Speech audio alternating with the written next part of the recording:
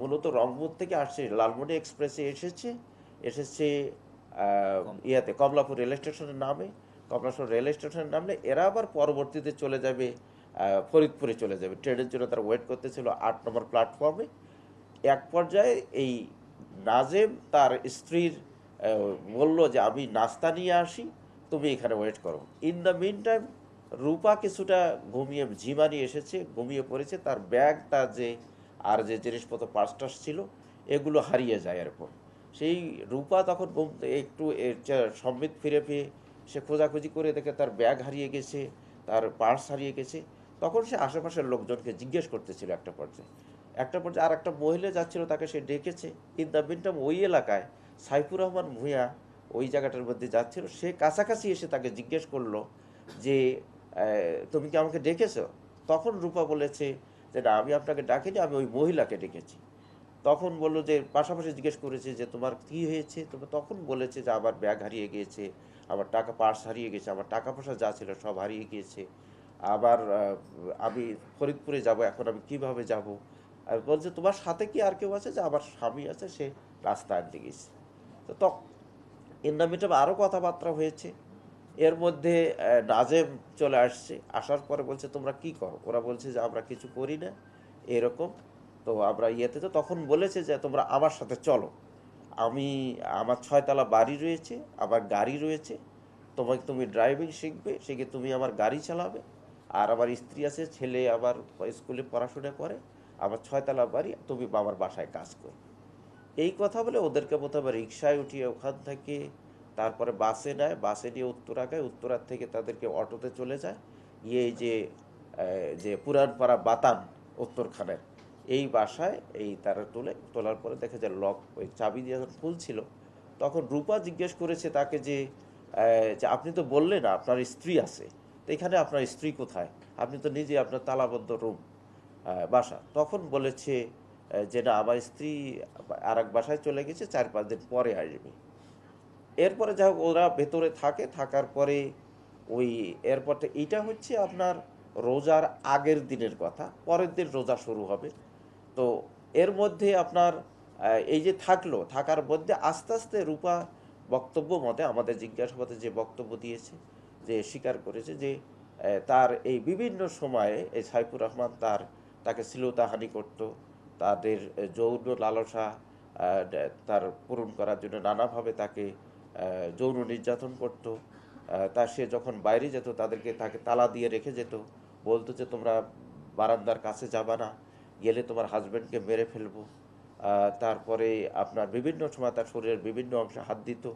বিভিন্ন রুম আরও ছিল, সে কোনো রুমে কোনো ফার্নিচার নেই, আমরাও গিয়ে দেখেছি।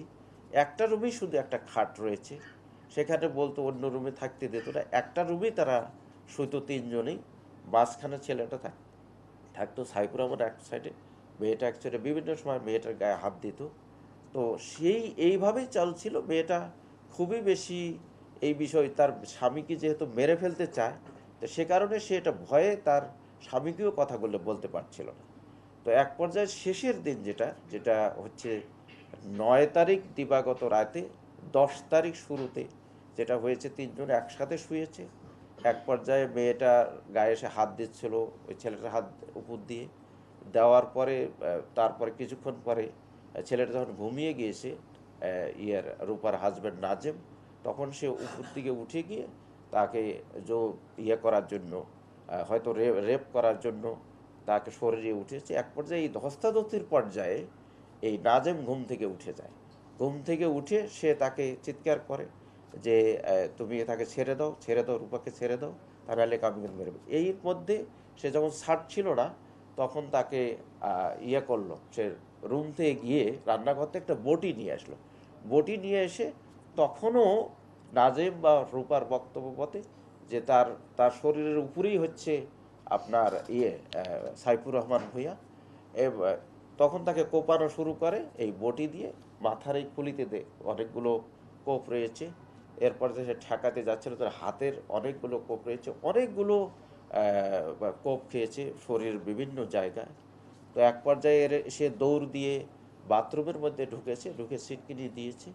দেওয়ার পরে এরা বাথরুমের বাহির থেকেও ছিটকিনি দিয়ে রুমে তালা দিয়ে ওর একটা মোবাইল ছিল, একটা পার্স ছিল, আর ওই চাবির একটা গোছা ছিল, প্রায় 10-12টা চাবি বা 7-8টা চাবি হবে, গোছা নিয়ে এরা চলে যায়। তো তারপরে এই সাইফুর রহমান হয়ে কোনোভাবে ভেঙে টেঙে প্লাস্টিকের দরজা, যেহেতু বাথরুমে বের হয়ে ব্যালকনি না বারান্দা, ছোট বারান্দা দেখেছি, সেখানে চিৎকার করলে তখন স্থানীয় লোকজন এসে তাকে দ্রুত হাসপাতালে নিয়ে যায়। হাসপাতালে প্রথমে বাংলাদেশ মেডিকেলে নিয়ে যায়, তারা সেখানে নেয়নি এই পরিস্থিতি দেখে, বা তাদের সাপোর্ট ছিল না, তারা গ্রহণ করেনি। তারপরে তারা রেডিকেল হসপিটালে নিয়ে যায়, সেখানেও তারা নেয়নি। তারপরে লেক ভিউ হসপিটালে নেওয়ার পরে সেখানে তারা চিকিৎসা কিছুটা শুরু করে, আধা ঘন্টা পরে তারা জানিয়ে দেয় যে না, সে ডিক্লাইন করেছে, মারা গেছে। তো আমরা এই ঘটনা যায়, আমরা আমাদের যে টিম, আমি সহ আমাদের টোটাল টিম অক্লান্ত পরিশ্রম করেছে ওই দিন রাতে। বিশেষ করে আমাদের এডিসি, 2জন এসি, আমার সাথে এক এসি আছে, ও অনেক পরিশ্রম করেছে, টেকনোলজিক্যাল কাজগুলো করেছে।